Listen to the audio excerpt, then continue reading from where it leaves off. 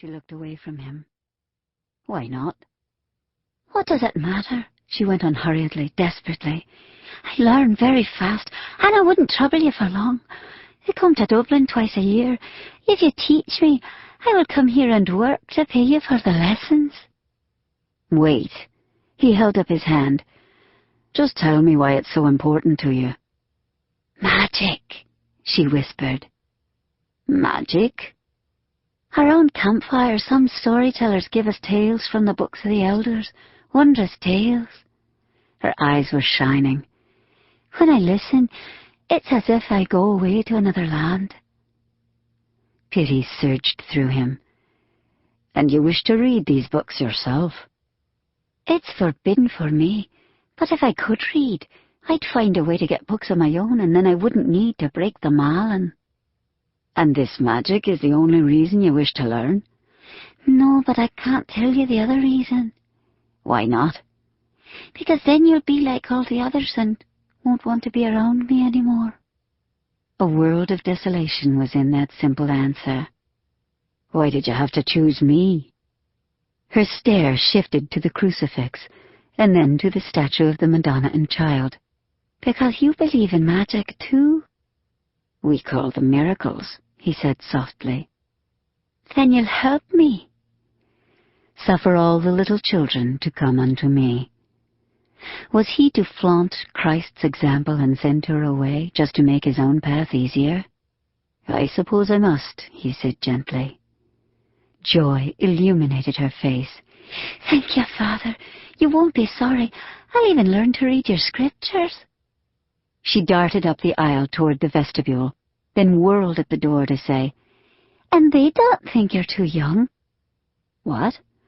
The people of the parish are glad you're here. His eyes widened. How did you know I was? Magic, she smiled with delight. I'll see you in the spring. 10 years later, Killara, Arizona, December 15th, 1893. Blast it, Zara muttered. Her foot was bleeding again. The rags she had tied around her shoe hadn't protected her wound. She quickly shifted the rags to cover the cut, then paused a moment to look at the large adobe ranch house 100 feet away. It rose out of drifts of snow, and only glimpses of its red-tiled roof could be seen. Killara. For a moment she felt a thrill of fear at what she was about to do. Nonsense, there was no reason to fear. She had ascertained before she left Hell's Bluff that afternoon that the savage was planning on indulging his lustful appetites at Garnet's bordello and would pose no threat. She had all night in which to search for and find the treasure. She darted toward the front door and slipped silently into the house. She pulled a candle and matches from the deep pocket of her skirt and knelt. The light from the candle seemed bright in the large foyer. A massive copper chandelier hung above her, and fine pictures filled the wall space. The fineness of her surroundings compared to her own ragged attire and dirty face made her all the more aware she did not belong there. No, she did belong there.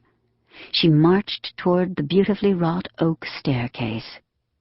At the head of the staircase she paused, peering down a long hallway. She knew most of those doors led to bedrooms, but there should be a small door in the alcove to the left. There it was. Stale, damp air assaulted her nostrils when she opened the door to the attic. She started up the long flight of stairs. This attic held more than the treasure. It held memories and perhaps even ghosts of those who had gone before. She crossed herself and muttered an incantation at the thought. What if the vengeful spirit of Malvina Delaney waited for her at the top of those steps? The old woman had died over 6 years before, but she had possessed a strong soul and would have been fiercely opposed to what Zara was about to do. But there were neither ghosts nor demons guarding the attic. Hell's Bluff, Arizona. You must stop this foolishness and go home, Kevin. Silver Savron jerked her head at the pretty, fair-haired strumpet in the bed beside her cousin. Leave us. Kevin Delaney sighed in resignation as he lifted his tousled dark head from the pillow. "Hello, Silver." "Who is this shrew?" the harlot demanded. "Easy," Kevin's soft drawl suddenly held a biting edge. "I can't allow you to abuse her." "Who is she?" "My esteemed cousin, Silver Saveron." Kevin waved his hand at the naked woman. "Miss Hester Jenkins." The strumpet studied her before nestling closer to Kevin. "She's too old for you." Silver shot the woman an outraged glance. "Get her out of here before I scalp her." "Out. She means it. She's half Apache." Hester Jenkins smiled at Kevin. "Don't be long. I'll wait for you." Whether they were soiled doves or respectable ladies of the town, they all chose to wait for Kevin. "Women spoil you," she commented as the door closed. "I'm a rich man and pay well for my pleasure." She could have told him it wasn't the money that drew women to him, not even the classic perfection of his face or the whipcord strength of his body. It was the reckless intensity, the flashes of wicked humor, and the hunger. Kevin took another drink and then made a face.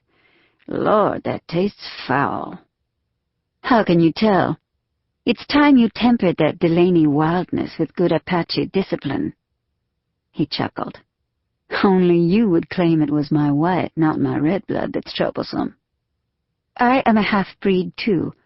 I know the conflict you face." She met his gaze. "And I know what Malvina and Joshua tried to do to you, but you did not let them succeed. You are not a false-faced white. You are yourself, Kevin Delaney, and there will always be people who hate you for your Indian blood. It does not mean you have to shoot all of them." He lifted a brow. "Is that what this is all about? Plainfield deserved to be shot." She frowned. "If a man deserves shooting, he deserves killing. You only wounded him." He threw back his head and laughed. "Lord, there's no one like you, Silver. It's not every lady who would chide me for not killing a man.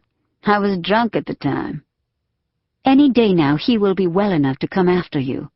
I want you to leave for Killara tonight." "I'm no longer a child you can order about, dear coz." "I never ordered you about, and I never treated you as a child." His ferocity vanished. "No, you never did." He lifted her hand and laid it on his cheek. "Forgive me?" he coaxed. Silver felt a melting deep within her as she looked at him. At that moment she could see the remnants of the boy he had been in the man he had become. He was as beautiful and loving as his mother, rising star, and exerted the same Irish charm with which his father, Joshua, had lured her kinswoman to her destruction. She jerked her hand away. "I will forgive you for not killing Plainfield if you tell me why you goaded him into a fight." "He was boasting that he wanted to bag the famous Dominic Delaney." "Dominic hasn't been a gunfighter for over 20 years. "His reputation is very much alive." "So you decided to be noble and take this gunman down and save your poor Uncle Dominic." "Noble?" He said the word as if it left a bad taste in his mouth. "Is stupid a better word? You think because Dominic is not in his first youth he can't guard himself? Dominic would not thank you for it." "Dominic won't know." He paused. "If you don't tell him." Sweet Mary, she should have guessed what Kevin was up to. Beneath a cynical exterior, he was passionately protective of the people he cared about. Well, she would be foolish to give up the weapon Kevin just had handed her. "There is a possibility I could be persuaded not to tell him that you consider him too ancient to defend himself?" Kevin gave a low whistle. "You little devil." Silver grinned. "Go home tonight, and I will remain silent." Kevin muttered a curse beneath his breath. "I'm not going to be railroaded by you, Silver." She stood up. "You were very unwise to tell me this. You should have known I'd use it against you." A thought occurred to her. "Or perhaps that was why you told me." He frowned. Why should I do